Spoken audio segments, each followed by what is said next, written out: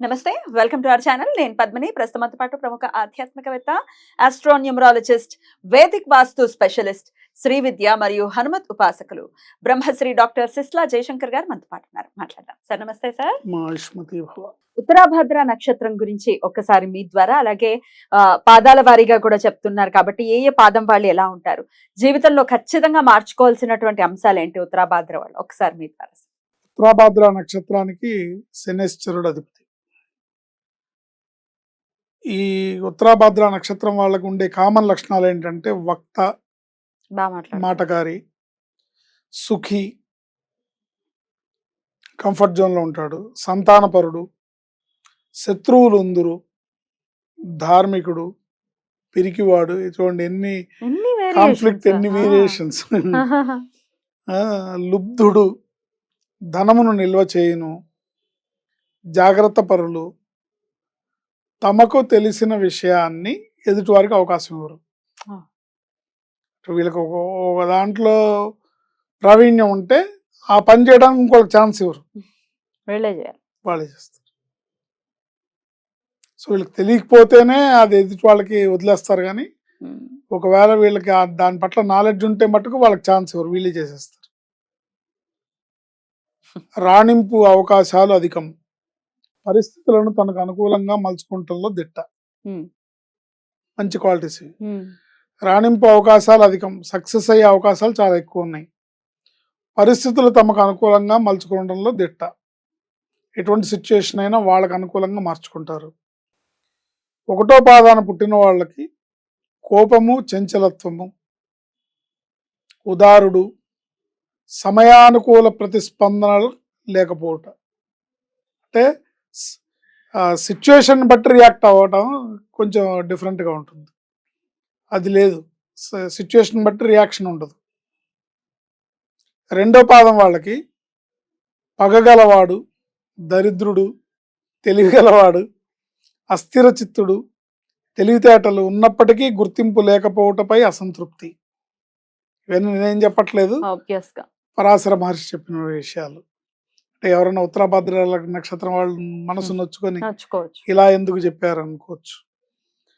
పగగలవారు, దరిద్రుడు, తెలివిగలవారు, అస్థిర చిత్తుడు, తెలివితేటలు ఉన్నప్పటికీ గుర్తింపు లేకపోవటపై అసంతృప్తి.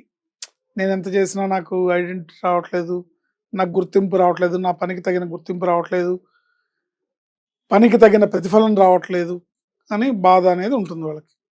మూడో పాదం వాళ్ళు మందబుద్ధి, మతప్రీతి, అతి కోపము, పితృయులు చెప్పును, సిన్సియారిటీ, శ్రమతో రాణింపు లభిస్తుంది. ఇవన్నీ ఉంటాయి, కానీ వీళ్ళు సిన్సియర్గా కనుక శ్రమ చేస్తే సక్సెస్ అనేది ఉంటుంది. ఇది మూడో పాదం వాళ్ళు. నాలుగో పాదం వాళ్ళకి కవితా ప్రీతి, బహుకుటుంబము, ఫ్యామిలీ మెంబర్స్ ఎక్కువ ఉంటారు, కోపము, కమిట్మెంట్ లేకపోవుట, చాకచక్యంతో కార్యసాధన, మూర్ఖత్వంతో పాడు చేసుకుంటారు. చాకచక్యంతో కార్యసాధన చేసినా కూడా కొన్ని పనులు మూర్ఖత్వంతో చెడగొట్టుకుంటారు. జీవితంలో ముఖ్యమైన విషయములు క్షణకాలంలో నిర్ణయం అవసరం అవుతాయి, అవే జీవితాన్ని నిర్దేశిస్తాయి. ఈ స్పాట్లో, ఆన్ ది స్పాట్ తీసుకునే ఈ రోజు తీసుకునే నిర్ణయం జీవితాన్ని మలుపు తిప్పుతుంది, అది కీలకం అవుతుంది వాళ్ళకి. ఇది ఈ 4 పాదాల వాళ్ళకి, ఉత్తరాభద్ర నక్షత్రం వాళ్ళకి ఉన్న లక్షణాలు. మరి ఏం మార్చుకోవాలి సార్ జీవితంలో ఖచ్చితంగా వీళ్ళు? కోపం తగ్గించుకోవాలి. అవకాశవాదం అంటే సిచ్యుయేషన్ తగ్గట్టుగా వాళ్ళు మారిపోవడం, సిచ్యుయేషన్కి అనుకూలంగా చేంజ్ అయిపోవడం, ఇలాంటివి కొన్ని నెగిటివ్ థాట్స్, నెగిటివ్ లక్షణాలు ఏవైతే ఉన్నాయో వాటిని తగ్గించుకుంటే బాగుంటుంది. Right sir. ఇక ఆరాధన విషయం కూడా చెప్పండి సార్, ఏ ఆరాధన ఖచ్చితంగా చేయాలి వీళ్ళకి? వెంకటేశ్వర స్వామి ఆరాధన చాలా బాగుంటుంది. శని భగవానుడు అధిపతి. వెంకటేశ్వర స్వామి అయినా, ఆంజనేయ స్వామి అయినా రెండు బాగుంటాయి. ముఖ్యంగా వెంకటేశ్వర స్వామి వీళ్ళు ప్రతి శనివారం వెంకటేశ్వర స్వామికి దీపారాధన చేసుకోవడం, వెంకటేశ్వర స్వామికి దండం పెట్టుకోవడం, వెంకటేశ్వర స్వామి గుడికి వెళ్ళడం, ఈ తత్వాన్ని కొంచెం మార్చుకొని, పైగా వీళ్ళకి ఉన్న ప్రధానమైన లైఫ్లో టాస్క్ ఏంటంటే స్పాట్లో తీసుకున్న డెసిషన్ అది రైట్ డెసిషన్ అయి ఉండాలి.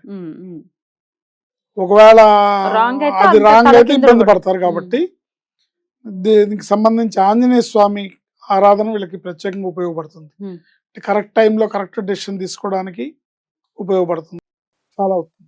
రైట్ సార్, చాలా బ్యూటిఫుల్ గా ఎక్స్ప్లెయిన్ చేశారు. డెఫినెట్ గా ఆ ఈశ్వర కృపతో ఉత్తరాభాద్ర నక్షత్ర జాతకులు చాలా ప్రశాంతవంతమైన జీవితాన్ని అనుభవించాలని మనస్ఫూర్తిగా కోరుకుంటూ, ఇక నెక్స్ట్ ఎపిసోడ్ లో లాస్ట్ అండ్ ఫైనల్ నక్షత్రం రేవతి నక్షత్రం గురించి మాట్లాడుకుందాం. థ్యాంక్ యూ సార్, నమస్తే.